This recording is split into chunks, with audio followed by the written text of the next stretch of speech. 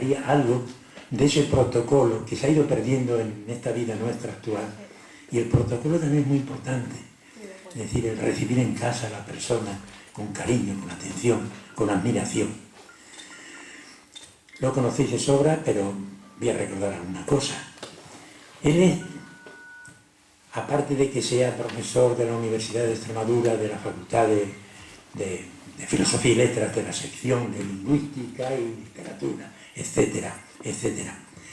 Él tiene una cosa muy buena, y ahora yo le hablaba hace un momento, de un profesor que tuve de historia, don Miguel Pérez Carrascosa, que explicaba una historia y una geografía distinta.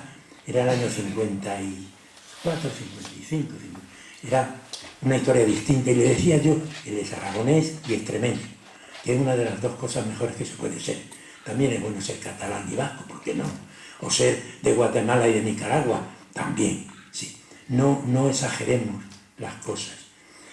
Decía que de Isabel y Fernando el importante era Fernando el católico, cosa que en esa época, con la exaltación de Isabel de Castilla, pues, era muy difícil decir. Luego decía una cosa muy buena, que luego lo he encontrado, que no lo inventó él, lo dijo Azorín, me parece, y es que los aragoneses son los extremeños del este y los extremeños somos los aragoneses del oeste, por una razón fundamental. Estamos entre dos idiomas, ellos también, entre el catalán y el castellano, y nosotros entre el portugués y el castellano. Tenemos algo en común muy interesante, muy bonito, entre otras cosas grandes pintores, que no es moco de pavo. Además de sus estudios lingüísticos sobre Extremadura y el habla extremeña, importante. En tu currículum de la academia no viene que has hecho el diccionario, no viene. ¿Por qué no lo has puesto? Porque estaba prohibido poner publicaciones. Yo no lo sabía. Yo no lo sabía. Yo, como tengo pocas publicaciones, no he tenido que cumplir las normas. Sí. Bueno, de todas maneras me parece que esas normas son una tontería.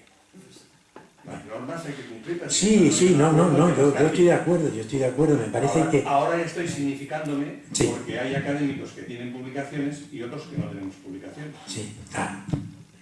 Yo tengo algunas en secreto, que no lo sabe casi nadie. Publicadas, sí. No, en el currículum. Sí. Bueno, el currículum es hasta cierto punto relativo. Pero cuando es importante como el tuyo no es relativo. Tú, además, eres presidente de la Academia de la Lengua Aragonesa. ¿Sí? Sí, señor. Estupendo. Es que además él, académico de Extremadura. Academia de Extremadura en ejercicio, porque hay mucha gente que está de académico y no hace nada. Y con la Academia de la Lengua Aragonesa hemos conseguido que se redactara una nueva ley de lenguas de Aragón. Caramba. Que precisamente no es lo que dice el señor Durán, sino son las modalidades lingüísticas de Aragón, por las que lucharé hasta que me muera.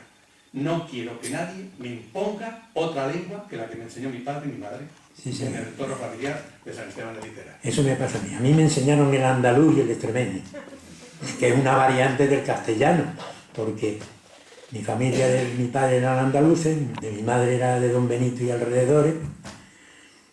En una ocasión, hablando con Pemán, le dije eso y me dijo, buena mezcla. Como él era andaluz, incentivaba lo suyo. Luego ha sido editor de los cuadernos o tal de los sefardíes. Sí, curiosamente, sí. Como he sido siempre un joven inquieto, sí.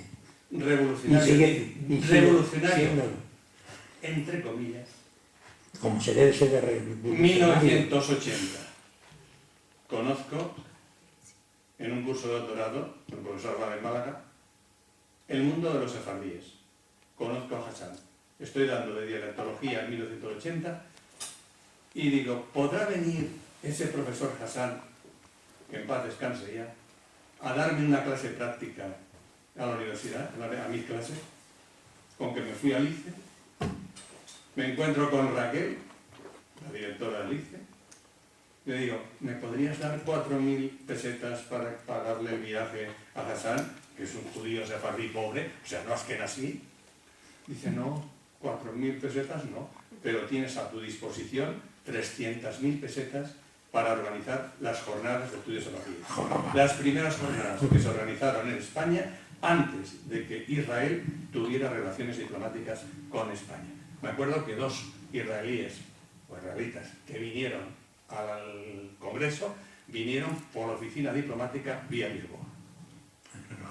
Luego ya los que siempre salen en la foto sacaron el Congreso de Zamora, sacaron tal, pero evidentemente en el mundo internacional sefardí me consideran como un innovador en aquel momento. Yo fíjate, aprovechando esta ocasión voy a presumir yo también algo. Se celebra el 36 aniversario de la Semana de Teatro, del Festival de Teatro de Badajoz. Bueno, sabéis que fuimos los que hicimos el festival y luego ya lo dejamos para que continuasen. Pues Martínez Mediero, Joaquín Suárez Generelo y yo, y viene en una revista, la revista Yorick de Madrid de teatro, allí viene puesto, no es que lo inventé yo.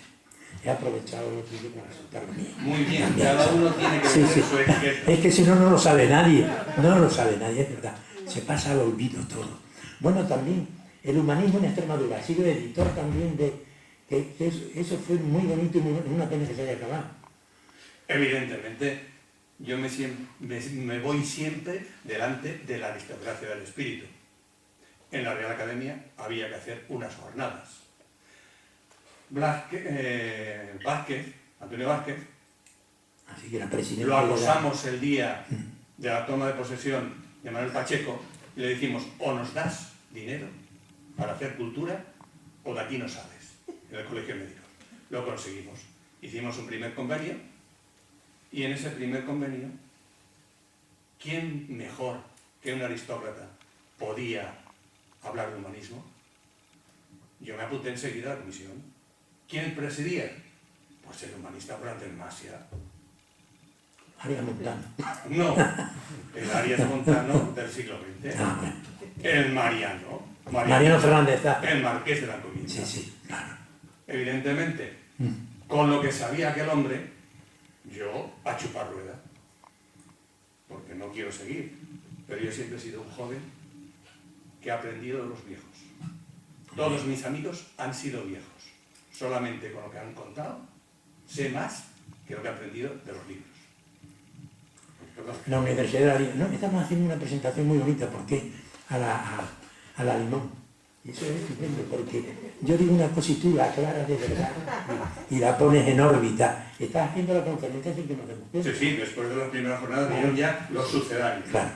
Sí. Como si, es que siempre me ha pasado igual.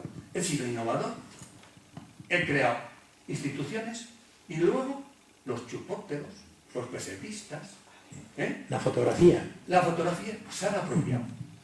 Creé la Asociación Internacional de Historia de la Lengua y ahora se muere uno de los fundadores y nunca dicen que Viudas Camarasa formó parte de esa asociación. Eso iba a decir. Ahí están las actas. Pero es que me ha pasado con el boletín de la Academia.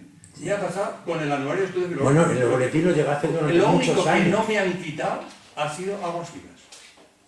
Pero me desplazaron del boletín de la Real Academia de Extremadura. Me desplazaron del anuario de estudios filológicos. Pero no me desplazan de mi etiqueta.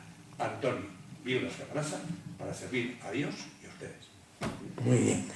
Yo, como no he dirigido ninguna cosa de esas, no me han podido quitar. Otra cosa interesantísima. La fundación... No has dirigido, pero sí cultural... has estado en la trastienda. Sí, hombre, Paco como hay que estar. en la trastienda. Yo es que sigo una norma que aparece en el Evangelio, que dice, siéntate en el último sitio, que de allí nadie te echa. Lo he practicado siempre. Yo soy aragonés y en primera línea de playa para irme. Menos cuando tengo que subirme aquí por la obligación y el gusto de presentar a un amigo como tú. Es decir, que tiene una biografía muy rica y no se me puede olvidar una de las cosas más importantes que ha hecho, es los estudios sobre nuestro poeta Manuel Pacheco. Tú eres el gran pachequista. Has descubierto muchas cosas que incluso los amigos como yo, desde muy pronto de Pacheco, no conocíamos y tú lo has deducido. Es que yo siempre he estado al lado de los débiles. Sí. Me han encantado los débiles. A los que nadie hace caso desde el punto de vista del poder. Y en el momento aquel, el poder literario de los posmodernos despreciaban a Pacheco. Yo llegué a Extremadura, leí a Pacheco en el 6 y 7, conocí a Pacheco literariamente y luego ya, cuando jocosamente dijo, ¿sabes? Pacheco decía a un amigo, me van a hacer académico. Han pactado por un revolucionario que viene de Cantabria, Pacheco no sabía que era de Huesca, han pactado los votos y vamos a salir. Yo por Badajoz y Viudas Camarasa por Cáceres. Se cumplió la ronda. Hubo un perdedor, fue Jesús Delgado Galondo, sí. El error fue poner al mismo tiempo a Galondo y al Pacheco. Se debió sacar en otro momento. Fue un error garrafal. Para que vean que la academia se entra, si tienes 3 académicos que te presenten y 20 que te voten. Y 20 que te voten. Porque con los 3 no hacen nada. No. Nada, en absoluto. Bien. Muchas cosas más podría decir. Para mí, una de las cosas más importantes ha sido tus conferencias. Sí. Porque la que vas a decir hoy me parece tremendamente importante, actual y muy bonita. Porque siempre he pensado que España no es una cosa así, como un conglomerado apretado, no, es una cosa más viva, más que se ha ido haciendo y se sigue haciendo o deshaciendo. Me decía el otro día que habías estado en Cerdeña y dice, ya he encontrado otra España más directamente, que la conocías pero no la habías vivido. Efectivamente, es otra de las Españas, como Sicilia, por ejemplo, o Nápoles. Sí, es formidable. Tienes la palabra, que es lo que estamos esperando. La conferencia está dada. Empezamos. Pues empieza, sí. Bueno. ¿Puedo bajarme abajo? No, creo que es mejor la autoridad por protocolo. Bueno, yo ya he cumplido el Ahora, si protocolo, ya usted soy quiere bajarse libre. abajo, tiene la libertad de bajarse abajo. No, si vas a protestar o no. No. Ah, bueno. Precisamente, un forofo de las nuevas tecnologías ha dicho que iba a dar una conferencia Sin tecnología. No. sin tecnologías. Y además, a pelo. Claro, como debe ser. Sin papeles. Yo soy un sin papeles. Claro, como dar las clases, así hay que dar las clases. Bueno, empecemos. Dice el protocolo que hay que agradecer las palabras inmerecidas de Francisco Pedraz. Merecidas no. Las palabras merecidas y se han quedado cortas. Seguiremos con el diálogo y el diálogo empieza cuando yo llego a Badajoz. Señoras y señores, gracias por venir, los amigos y los admiradores.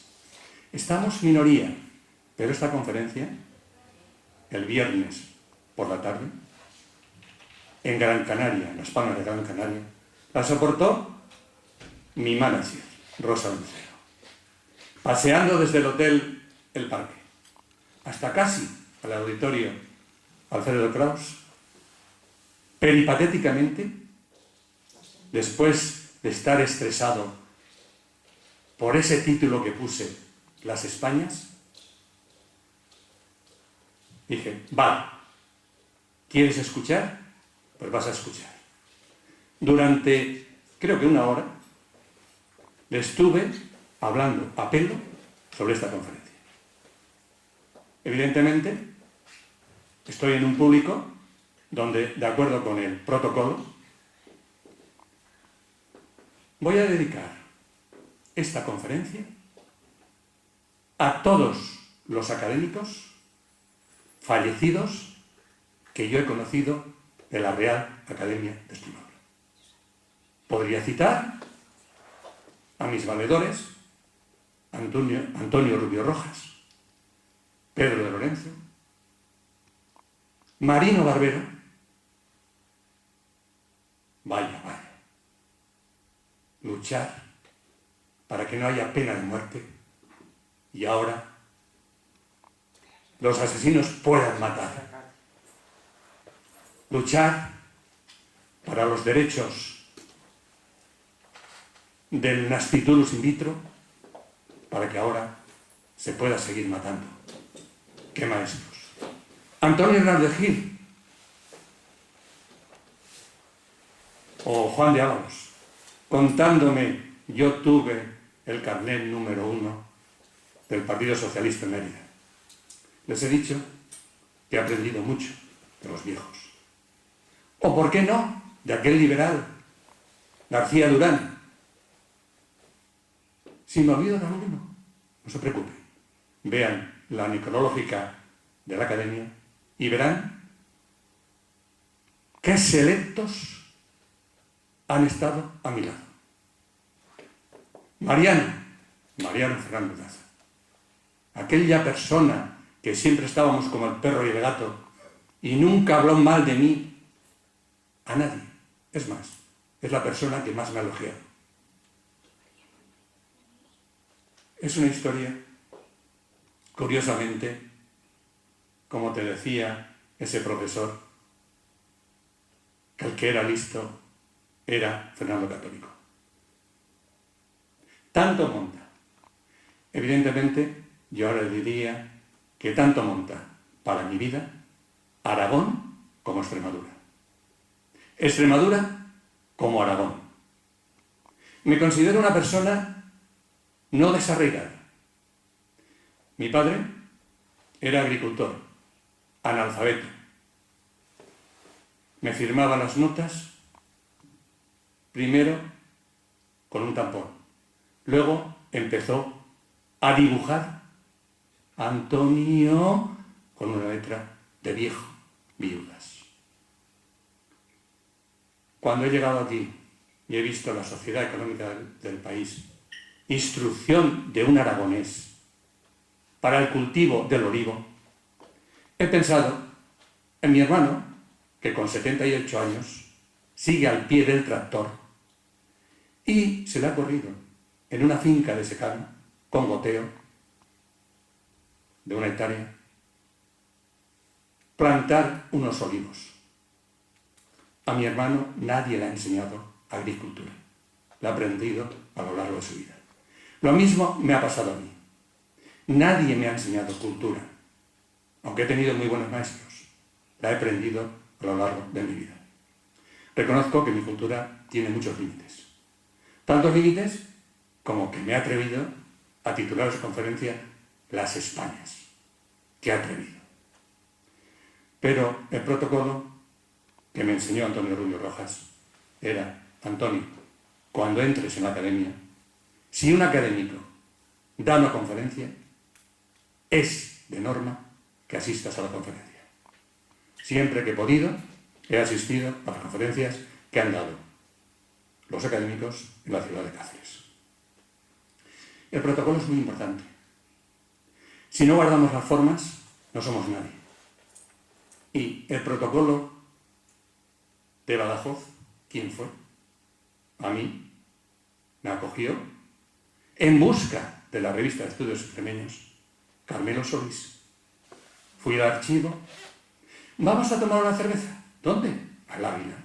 Espera, que te presentaré a 2 asiduos, Paco Pedraja y Manuel Terrón Albarrán. Con eso tuve las puertas de la cultura extremeña a mis manos. He usado esas puertas según me ha placido, algunas veces según me han dejado. Pero he sido feliz, tanto con los noes como con los síes. Porque qué maravilla. Revista del Centro de Estudios Extremeños, 1925, Badajoz. Homenaje, estatua a Morales, ahí en la plaza, 1925, por suscripción popular. Primer miembro del Centro de Estudios Extremeños, insigne, Luis Chamizo. Y en 1974 me encuentro con los de mi escuela, María Burlier y Enrique Segura Corbasí. Enrique Segura Corbasí, que luego me obsequió con una reseña, curiosamente, de mi tesina, El habla de la literatura, en el periódico Hoy. curiosísimamente, del diccionario extremeño, en la revista de Estudios Extremeños. El que nos eligió con una reseña del aula litera fue Antonio Zoido, otra persona llorada y de la que aprendí mucho. Académicos. Es curioso. Esa academia tan denostada. Estamos en crisis, estamos en la época de la mediocridad social. Todas las instituciones están y entran los que hay en la sociedad. No tenemos aquel grupo de tan magníficos de académicos de la historia que tenía Extremadura cuando se creó la academia. La universidad, me pregunto a mis alumnos, ¿qué profesor destaca, con sentido corralito, en el que les va a dar de comer una beca? Citan el nombre, pero no destaca. No saben mis alumnos ni encontrar la bibliografía de quién es quién. Curiosamente, Enrique Segura, de la Escuela Española de Lingüística. Pero es que Badajoz tuvo a un gran profesor, catedrático de Murcia, Manuel Muñoz Cortés, que creo que gracias a mi influencia, que era muy grande en la academia, ahora yo soy un cero a la izquierda, porque estoy retirado en los cuarteles de invierno, se le nombró académico correspondiente. Creo.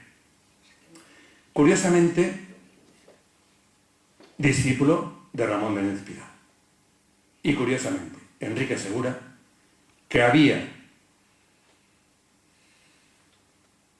publicado un artículo de Zamora Vicente sobre Luis Chamizo, hizo una reseña del diccionario extremeño, que ahora voy a hacer publicidad, por fascículos pueden conseguir la edición facsímil en el periódico Extremadura. Hablaría, evidentemente, enseguida de Pacheco. Y de Pacheco ya aquel Paco Pedraja, don Francisco Pedraja, se transformó en un miembro más de la tertulia de Esperanza Segura. Y de ahí ya mis amigos, Vaquero Poblador, y todo ese estudio sobre ese débil Manuel Pacheco. Y evidentemente que a Manuel Pacheco, los posmodernos, que ahora tienen entre 50 y 60 años, me lo maltrataran como lo maltrataron, me apenó mucho. Y por eso dediqué 10 años de mi vida a ver lo que había dicho Manuel Pacheco. ¿Y Manuel Pacheco quién es? Cuando Salvador Espriu publica La pell de brau, la piel de toro, enseguida Manuel Pacheco escribe un poema entendiendo el libro. ¿Qué pasaba? Salvador Espriu le llamó a España sefarad. Muy mal por Salvador Espriu de llamar a España sefarad. A España solamente se le llama sefarad desde la diáspora de los judeos españoles, de los sefardíes. Porque sefarad es la región del occidente. Hasta que los sefardíes no están en la diáspora, en Marruecos, en Ferrara, no existe sefarad. Lo que existe es España. Españas, Hispania, Iberia. Y ahora, con su permiso, voy a empezar la conferencia. La conferencia la titulé Las Españas, en plural, fruto, evidentemente, de la enseñanza. Hoy, que tanto se critica la enseñanza está unida a la investigación. Con mis alumnos hago todos los días investigación. Pues hace 2 años les pregunté, ¿España tiene plural? Me contestaron, España no tiene plural. A ustedes les pregunto y les digo, ¿España tiene plural? Que levanten el brazo quien hayan oído antes de este título, de esta conferencia, que España tenía plural. Sí, las Españas. Pero estoy convencido que a ustedes también a lo mejor les ha extrañado el título a las Españas. Bien. Singular y plural. Yo soy filólogo. Filólogo con vocación. Cuando me dicen que yo soy lingüista, no. Yo soy filólogo. Amante de la palabra, del logos, del verbo. Y el verbo está para entenderlo. No como algún alumno mío, que el verbo está para empollarlo, para memorizarlo. No. La palabra que no se escudriña, como hacía Miguel de Unamuno, aunque se equivocara en la etimología, no existe. Porque una palabra que está en el diccionario y no pertenece a la vida del hombre que la usa, no existe. Como filólogo, pretendo acercar, ya he dicho que hoy iba a ser la capea. Cuando quieran ustedes, tendremos la corrida de verdad de esta conferencia. Esta conferencia es un ensayo de ensayos, igual que definió Ortega y Gasset a su España invertebrada. Esta conferencia, las Españas, tienen muchas perspectivas. Las Españas. Uno piensa y dice, ¿cuándo pensé yo en ese Españas? Pues curiosamente, en la Plaza Mayor de Mérida, tomando una cerveza con Alonso Zamora Vicente, mi maestro, y Rosa Lencero, de pronto hablaban ellos, se entendían, rompeolas de las Españas. Rosa Lencero, más avispada que yo, entendió enseguida. Yo dije sí, no, Antonio Machado, Madrid, rompeolas de las Españas. Hoy, esta conferencia en Madrid, Madrid sería el rompeolas de las Españas de hoy. Piensen ustedes en cuántas Españas tenemos. Bien, subtítulo de las Españas. Si no paso del preliminar, da igual, cuando sea la hora, terminamos. El artículo. Unidad en la diversidad. España. Las Españas han estado siempre luchando por una unidad con gente diversa, a lo largo de toda la historia. Segunda meditación. De reino de taifas a imperio. Y de imperio a reino de taifas. Y siguiendo a Gustavo Bueno, de imperio a provincia de tercer orden del nuevo imperio alemán de la señora Merkel. Esto lo dijo Gustavo Bueno en 1999.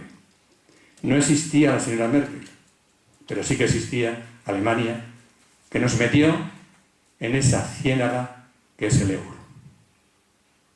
Y ahora todos los problemas que tenemos vienen de esa economía del euro, que se ha unido también con el otro imperio, que es el imperio chino. Las Españas. Las Españas donde ahora es mejor aprender chino que aprender alemán. A un joven tiene más futuro que aprenda chino que no que aprenda alemán. Pero claro, tenemos aquí, hay que delimitar términos. ¿Qué es Españas? Pues Españas es el plural de un singular, España. ¿Y España de dónde procede? Desde época remota procede Hispania. ¿Y Hispania de dónde procede? Parece ser que puede ser fenicio. Piensen ustedes, ¿cuántos años antes de Cristo? Parece ser que la hi, que pasa al griego Hispania, luego al latín se pierde el espíritu áspero y queda en is, por eso llevamos la H. Esa I era isla, territorio. Hispan, en esa raíz, unos han visto conejos, conejo. Y aria sería ia, región de isla o tierra de conejos. Luego, los últimos investigadores dicen que es donde se bate, donde se forjan los metales. Las minas de Río Tinto, de Ajustrel, tan importantes que hemos tenido en esta España, en este territorio llamado España. Bien, pero también tenemos ya en época antes de Cristo Iberia. Iberia, Ibri, significaría río. Dicen que directamente de Ibri, Ebro, pero también hay un río, que podría ser Río Tinto, río. Por tanto, tendríamos dos Hispanias, con delimitaciones diferentes, pero al mismo conjuntas. Hispania, Iberia. Heródoto, curiosamente leía que la sensación de Salvador Espriu, de Sefarad, de la piel de toro, la piel de toro, la piel de toro, la piel de brau, sería por la enseñanza de la escuela. ¿Una repetición? No, eso lo dice ya Heródoto. Ya ven, el mapa de España, un buey degollado y tirando el cuello, serían los Pirineos, y luego pues imaginarían que era la piel. No he visto nunca la piel de un toro, pero cualquier día voy a un matadero y les pido por favor que me la pongan. Así es la investigación. Bien, esa piel de toro, tenemos desde el año 2008 la suerte que se ha encontrado un papiro de Artimidoro de Éfeso, autor griego, del siglo II a.C., donde tenemos un mapa de la península ibérica. Y nos dice, que está anotado, Hispania, sinónimo de Iberia. Ya en esa época era sinónimo Hispania e Iberia.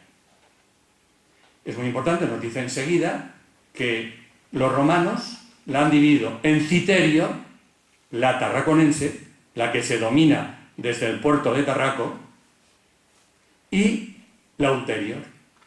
En la Citerio, pues llegaría hasta Galicia, una gran César Augusta, y terminaría en Nueva Cartago, en Cartagena, y en Cástulo, cerca de la provincia de Jaén, el nacimiento del río Guadalquivir. Ese mapa nos daría la ulterior, que luego se dividiría, o lusitana, y luego ya la dividieron en conventus, y ya sería la tarraconense, la bética y la lusitana. Ese es el concepto del tesoro de Alisera. Tartesos. Tenemos restos, evidentemente, de esa cultura gaditana tan importante, de metales preciosos. Luego tenemos, lógicamente, el Ebro, los iberos, y entonces celtas, iberos y celtíberos. Esa es la historia. Pero ya los pueblos prerromanos tienen mucha historia de unidad en la diversidad. La unidad, la piel de toro, la península. La diversidad, cada tribu tenía sus leyes. De tal manera que un compañero mío rescató para el Museo de Cáceres la de Ditio de Alcántara, una inscripción en bronce donde claramente se dice que a los romanos lo único que les interesa son los caballos y las yeguas, y que los de la zona de Alcántara sigan con la religión, con sus viviendas y con su agricultura. Con que les den caballo como tributo y yeguas, ya tienen suficiente. Quiere decir que el Imperio Romano tuvo a Hispania como unos tributarios solamente. Curiosamente, tenía a Italia, en Roma, tenía la península ibérica más tributaria que podía tener la Magna Grecia, donde en Roma se hablaba latín, pero en Nápoles se hablaba griego. De hecho, en Paestum tenemos restos griegos. En Sicilia, todo griego. O sea, la mitad de Italia, en el Imperio Romano, era romana por tributo, pero por cultura. En Villa Adriana, cerca de Roma, Tivoli, tenemos que Adriano tenía el teatro griego, pequeño, y el teatro latino, la biblioteca griega y la biblioteca latina. Curiosamente, ¿qué quiero decir con esto? Que el Imperio Romano no fue un imperio que impuso, y que la romanización de Hispania se hizo a través de los medios nuevos, las calzadas romanas. Pero curioso, en Plasencia, la calzada quinea, en una nota que da Menéndez Pidal en el dialecto leonés, luego se olvida que había otras calzadas quinea. ¿Por qué? Porque la mayoría de la calzada era arrota, con rueda, con carga. Pero cuando llegaba a la geografía granítica de Plasencia, no había manera, la Virgen del Puerto no había manera de pasar aquella geografía. ¿Y qué hacían? La carga arrota a carro, la pasaban a quinea, a los equites, a los caballos. Y luego, pasado el puerto, volvía a rota. O sea, son cosas que el historiador normalmente no se fija, pero el filólogo, como amante de las palabras, se divierte y divierte contándolo, como estoy haciendo ahora, una diversión para ustedes con este divertimento de la palabra. Hispania, en la época romana, tiene unas luchas, las guerras púnicas, Aníbal. Pero Aníbal, que encontramos en Nova Cartago, Cartagena actual, y la encontré en el Trasimeno. Aquí en Italia, en el lago Trasimeno, aquí se llevó a cabo la lucha entre Aníbal y el poderío romano. Curiosamente, se sabe la historia de la nieve, que venció Europa frente a África. Evidentemente, otra vez tenemos Hispania. Hispania relacionada con África. Dicen, mal dicho, que los ríos y los mares separan. No. Lo que separa es la vertiente de una montaña. Comarcas y países. Pero un mar, no. Porque a Tánger, desde la playa de Bolonia, en Cádiz, se llega a nado. 15 kilómetros creo que son. Y la Mauritania formaba parte también de Hispania. ¿Pero cuándo formó parte? Pues gracias, sobre todo, a la descomposición del Imperio Romano, cuando toma fuerza el otro imperio, el imperio del cristianismo. Con el cristianismo es el medio a través del cual llega totalmente la nativización de los indígenas. Tenemos testimonios, curiosamente, de Asín Palacios, que ignora a Rafael Lapesa en Historia de la Lengua. Alguna pugna habría entre Asín Palacios en la vista y Rafael Lapesa, o simplemente ignorancia de Rafael Lapesa, donde en el siglo V después de Cristo, un testigo, en un juicio, declara en lengua indígena. Todavía en el siglo V no se había eliminado las lenguas indígenas de España. Y ya llega San Isidoro, obispo fuerte, hace un gran manual, que son las etimologías. No piensen que es de filólogos, las etimologías siempre es el origen de las palabras, que es una historia, una enciclopedia. Y en esa enciclopedia, aquellas 3 provincias romanas se transforman en Tarraconense, Nova Cartago Bética, Lusitania y Galaica, Galicia. Y la otra, la sexta, Mauritania Tangerina, la Mauritania de Tánger.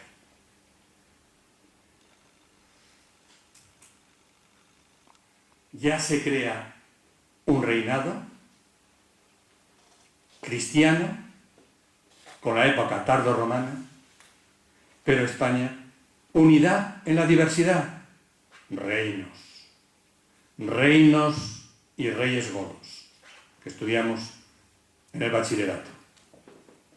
¿Cómo era aquella diversidad en la España de San Isidoro?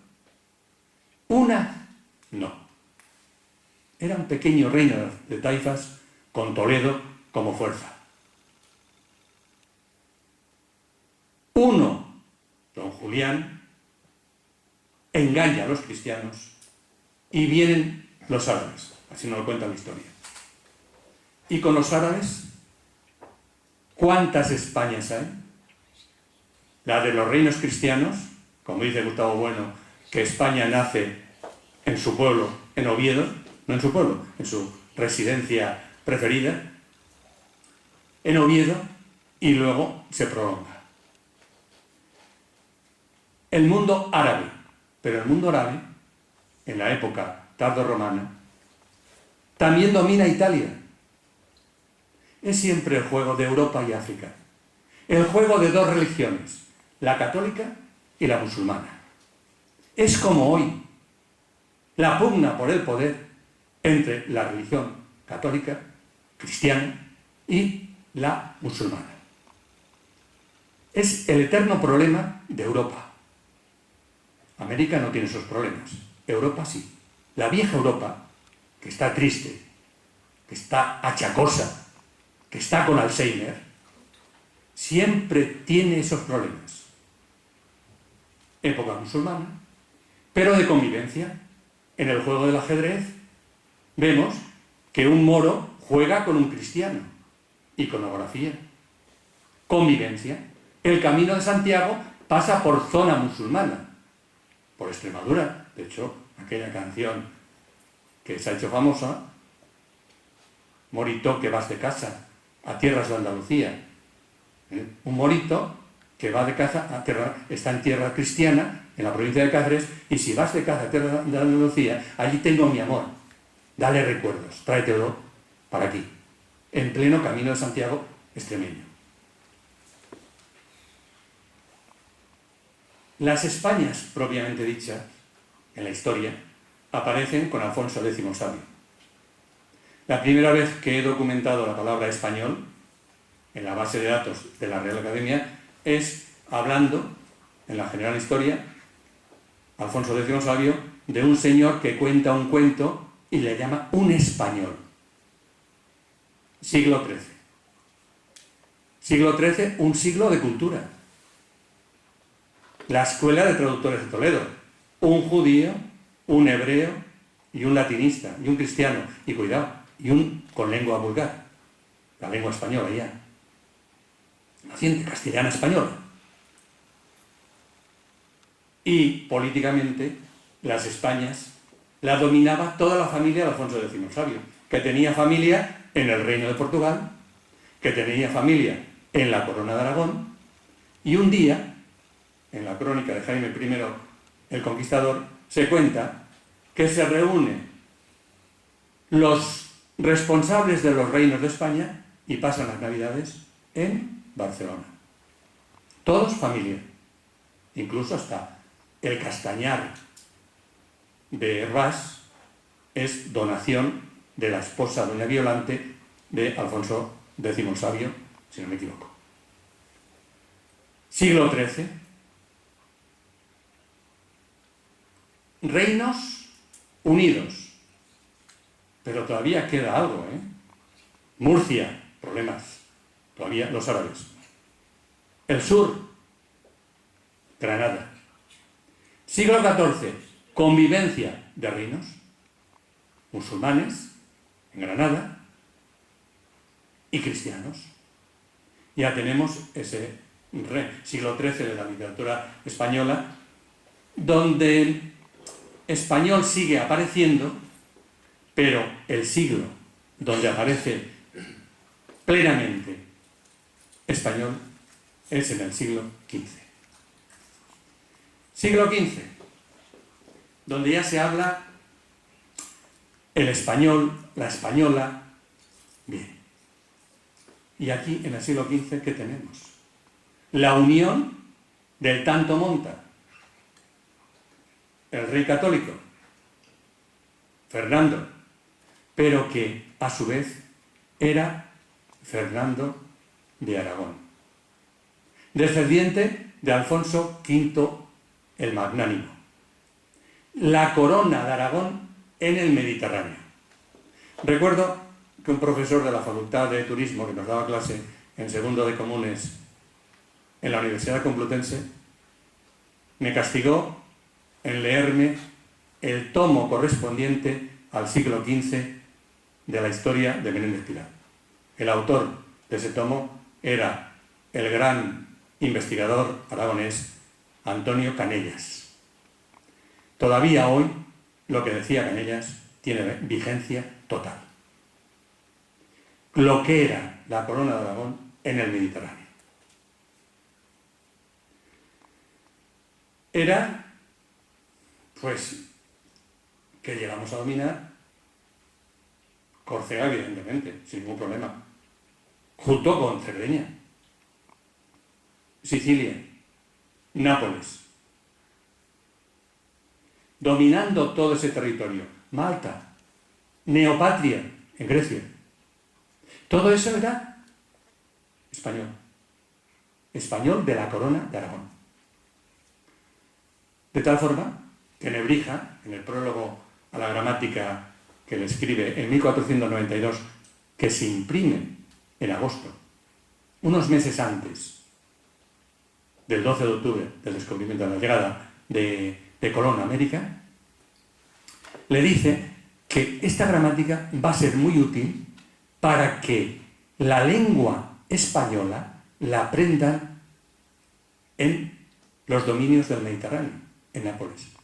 Porque en aquella época era de mucha elegancia hablar castellano en Nápoles, donde se escribió el diálogo de la lengua en época de Carlos V, de Valdés, en Nápoles. Seguro que en el castillo aragonés de Nápoles. El profesor que te dijo que el listo era Fernando, evidentemente. ¿Por qué es listo? Porque consigue el título del Papa de rey católico. El Papa estaba asediado por todos los estados de Italia. Todos. ¿Dónde busca la fuerza? En el guerrero, en el rey, que se va a terminar siendo casi emperador, Fernando el Católico. Le da el nombre a los reyes católicos, después de la boda, de reyes católicos. O sea, reyes que defienden al Estado pontificio.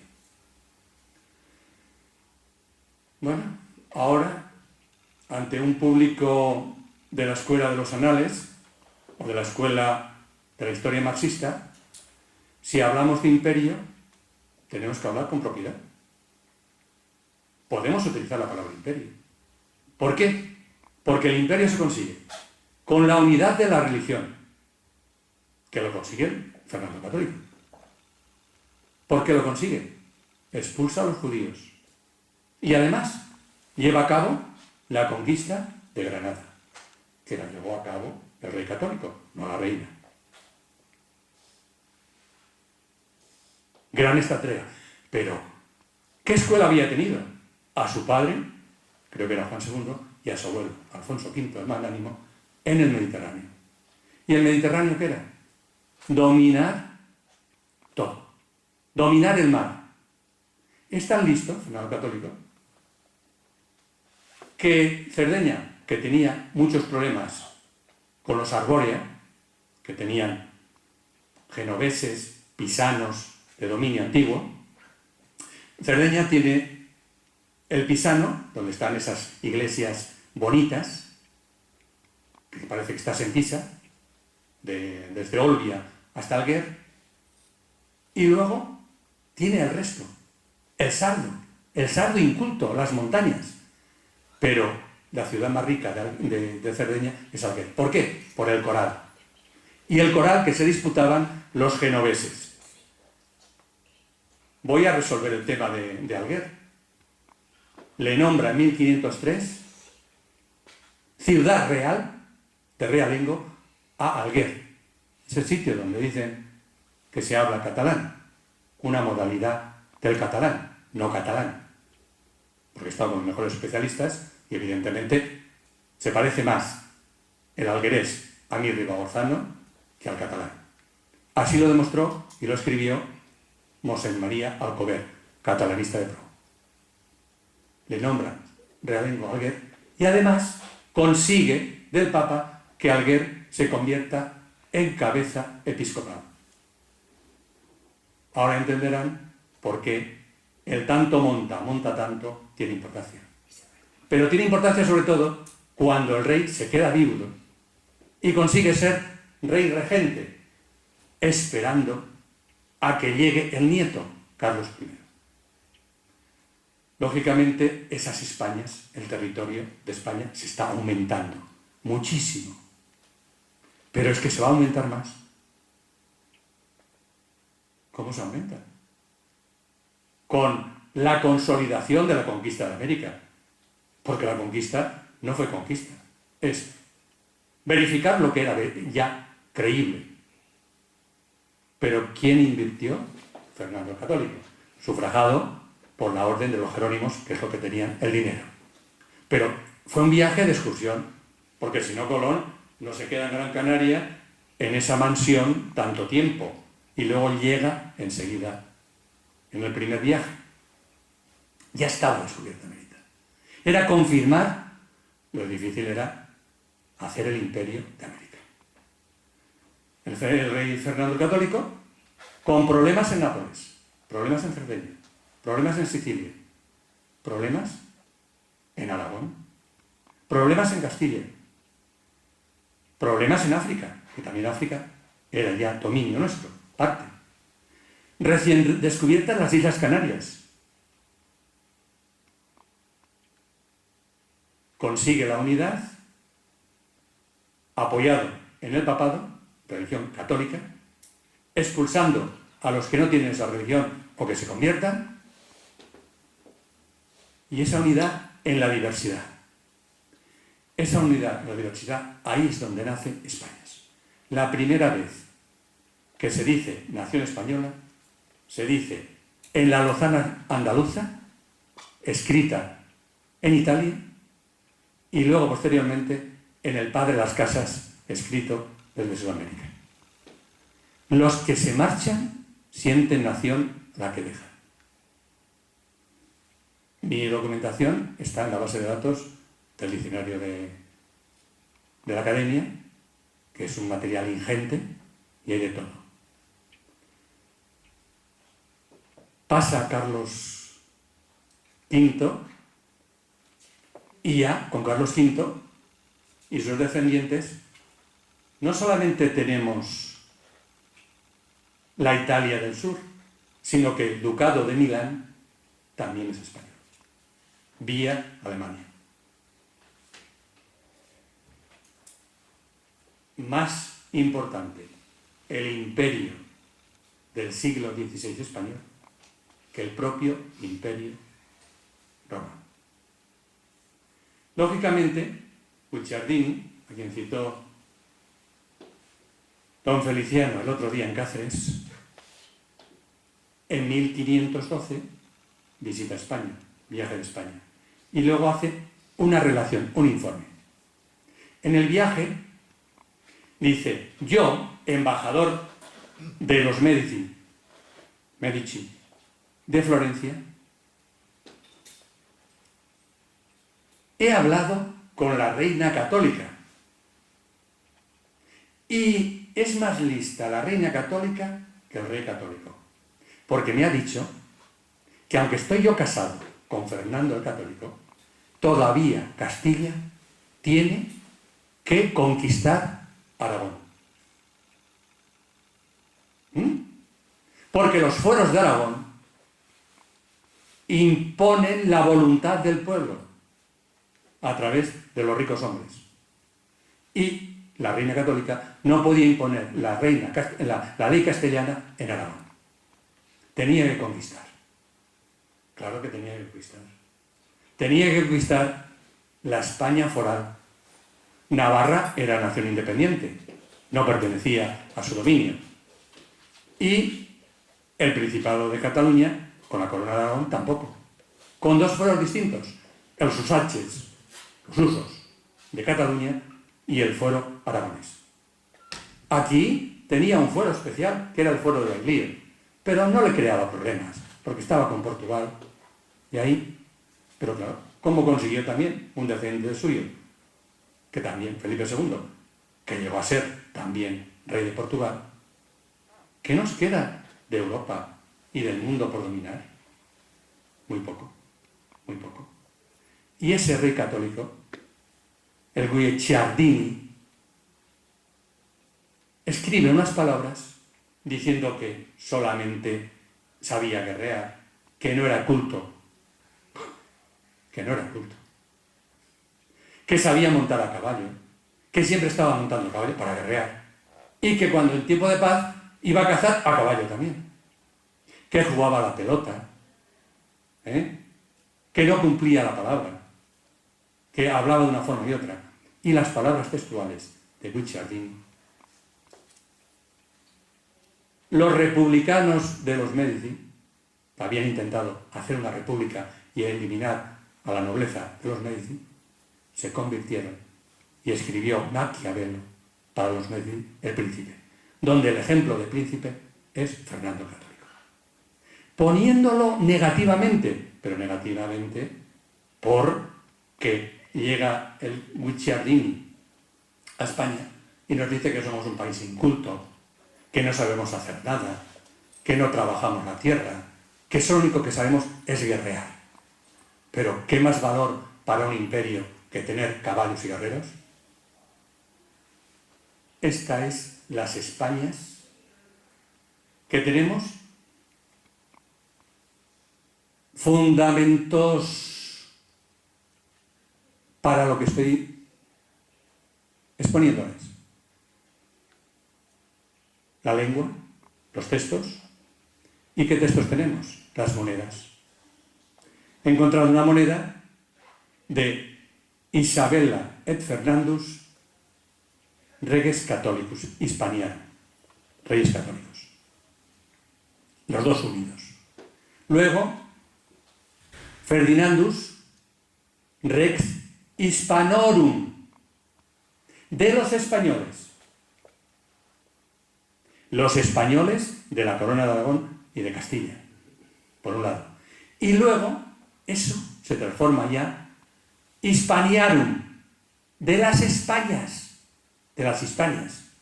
Y, en otras monedas, Indiarum, de las Indias. Indias se convierte como un nuevo mundo. Ese título lo siguen todos los descendientes. Y llegamos a un auto de fe que refleja el pintor Francisco Ricci.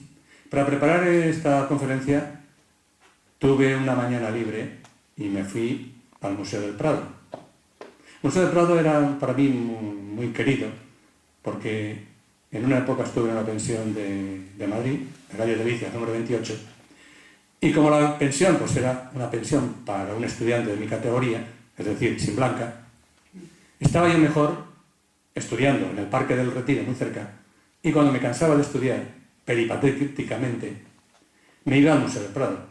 Les puedo decir que creo que yo he estado en el Museo del Prado más de 40 veces, porque se estaba mejor dentro que fuera.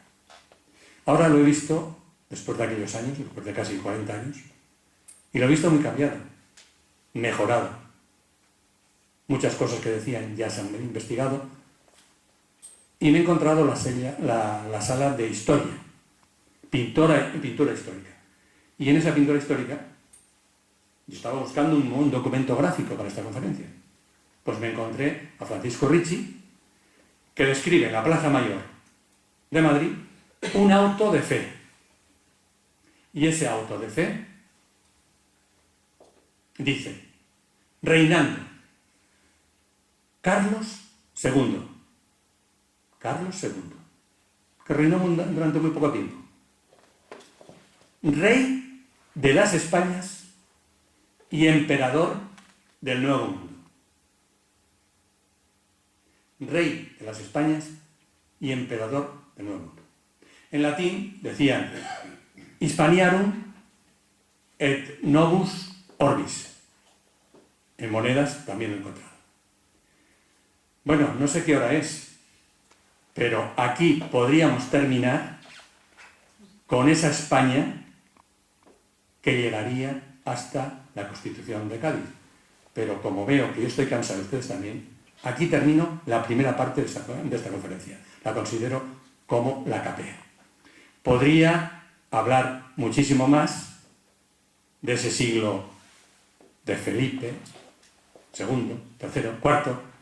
Podría hablar de esa España que en las puñetas de la familia real en Madrid, del Museo del Prado, se ve cómo cuando viene Carlos V, vienen los pintores de Flandes, y hasta que no vienen los pintores de Flandes, los reyes españoles están desarropados.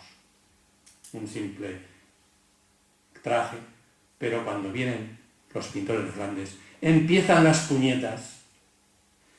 Una miniatura de la reina, las infantas, que dura, curiosamente, creo que hasta Felipe V, como mínimo. Las puñetas, evidentemente, no vamos a decir las Españas a freír puñetas, pero sí, las Españas tienen que pasar de un reino de taifas a un imperio. Y de ser un satélite de la economía del euro, de Alemania, a ser una voz propia en estas nuevas Españas. Unas Españas donde la diversidad que nace se puede unir en lo que decía Joan Maragall, la España atlántica, Galicia y Portugal, la España central de Cantabria, Andalucía, que tiene jardines porque viene el aire de África, y la España oriental, donde están los catalanes que quieren levantar España con fuerzas que les vienen con la Tramontana, con el límite de los Pirineos y con el trabajo que va a conseguir en 1906 Joan Maragall en ese himno ibérico, que sea España una piel de toro, lo digo yo, un toro bravo tendido, rodeada de mares, desde el Océano Atlántico al Mediterráneo y del Mediterráneo a los mares de Mauritania. No voy a decir como Unamuno, me duele España, no. Me encanta España, me encanta su variedad y me encanta la unidad en la diversidad.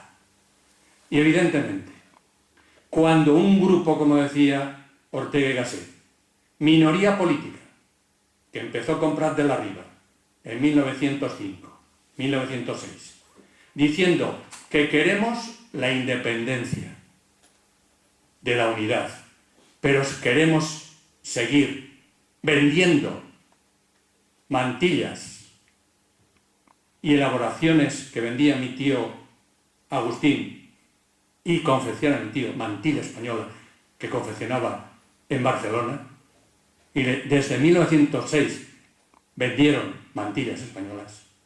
Eso no nos interesa. Nos interesa ser independientes, pero tener al resto de la piel de toro que nos compre. Evidentemente, hoy no hay nadie con seny en Cataluña que sin manipular a la historia, y eso que hemos celebrado,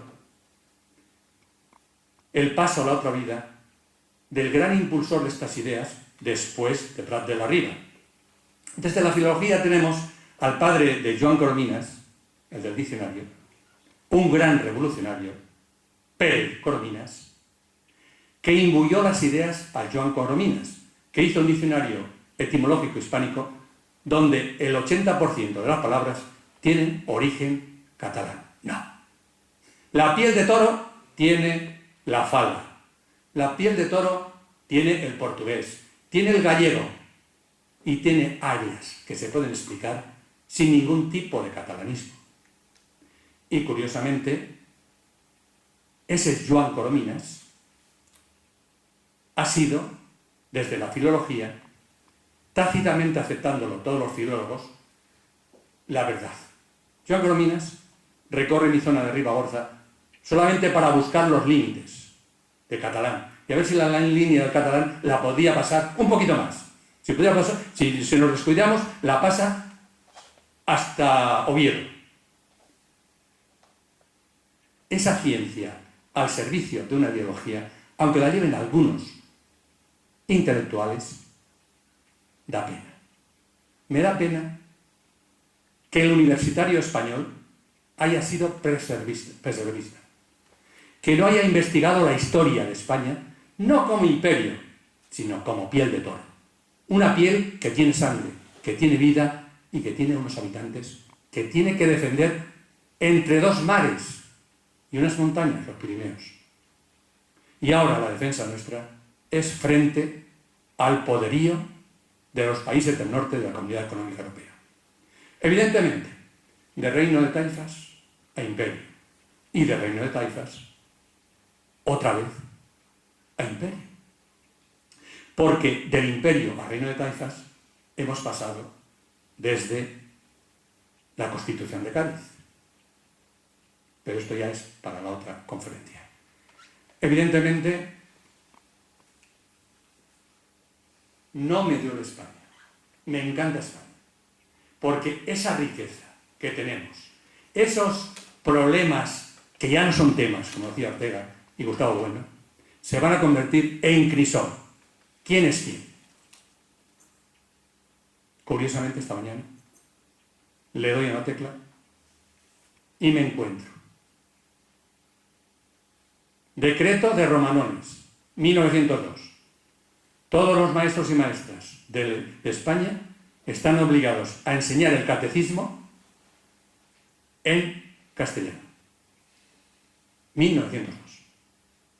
Ni aquello para unir la lengua española con el resto. Claro, 1902. Luego entiendo que Joan Maragall diga España, et parlo amb una altra llengua. España, te hablo con otra lengua. La lengua no es problema. El problema es la convivencia entre muchas lenguas. Y hoy que estamos en el multilingüismo, en que la universidad a mí me obligan a poner mi asignatura en inglés, Lexicology and Lexicography Spanish. No. Spanish es el span, tierra de conejos, is. Es más rico lexicografía españolas que no Spanish, porque Spanish no dice nada. En cambio, española, español, España. Y no digamos hispanidad, hispanismo y otros elementos. El papanatismo de hacernos europeos no va a conseguir que sigamos siendo lo que hemos sido siempre. Un país con una piel de toro y con unos habitantes que no se van a callar ante ningún tema que pueda mejorar su convivencia. ¿Qué es lo que hace falta? Cultura. Cultura en los maestros. Cultura en los profesores de universidad. Cultura en el pueblo. ¿Qué tenemos? Unos maestros cada vez más incultos. Unos alumnos cada vez más incultos. ayer en la Facultad de Letras. Somos la generación del paro. Somos la generación del paro. ¡Pum! Tú eres una generación que eres estudiante y tienes que trabajar para formarte, para conseguir que tu España te dé un sueldo de trabajo. No para pedir del emperador un sueldo, una migaja. Bobos ya tenía bastante la corte que pintó Goya y Velázquez. Evidentemente, he dicho, yo creo que el 10% de lo que quería decir. No ha sido nada, no ha tenido nada que ver la conferencia de Las Palmas de Gran Canaria, peripatética, con esta. Satisfecho de que hubiera una minoría selecta. Esto lo he dicho porque somos pocos. Y estamos en convivencia. Y evidentemente, gracias a ustedes, si les ha gustado la capea, podemos hacer la corrida de toros.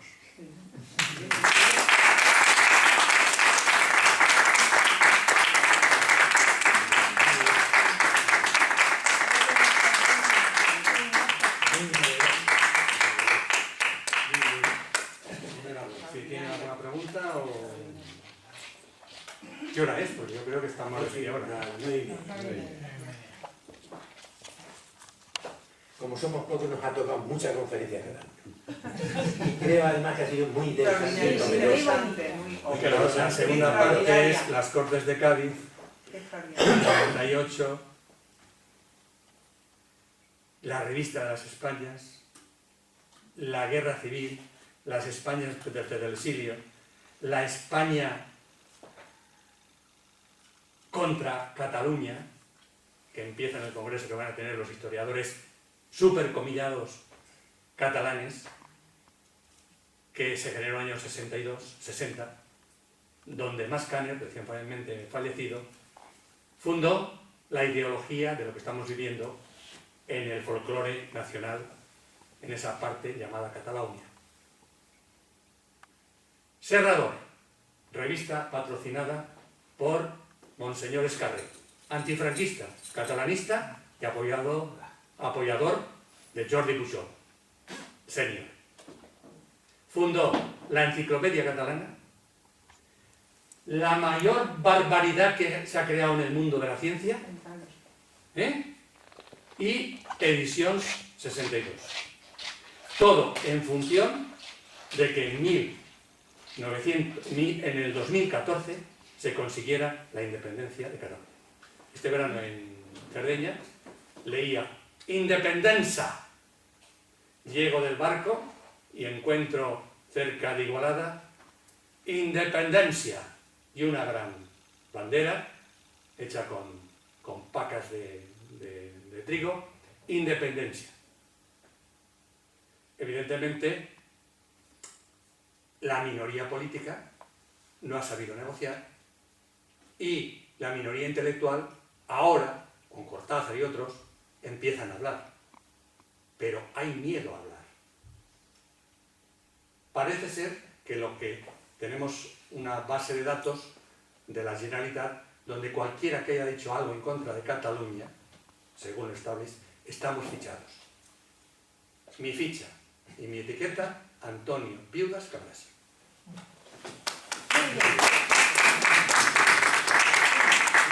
Una anécdota que me ha venido a la memoria enseguida.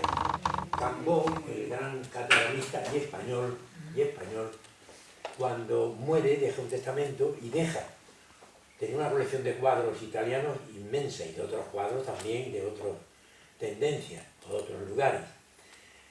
Deja al Museo del Prado una serie de cuadros que el Museo del Prado no tenía sus autores, como por ejemplo Botticelli o Mantegna, y al Museo de Cataluña le deja otros.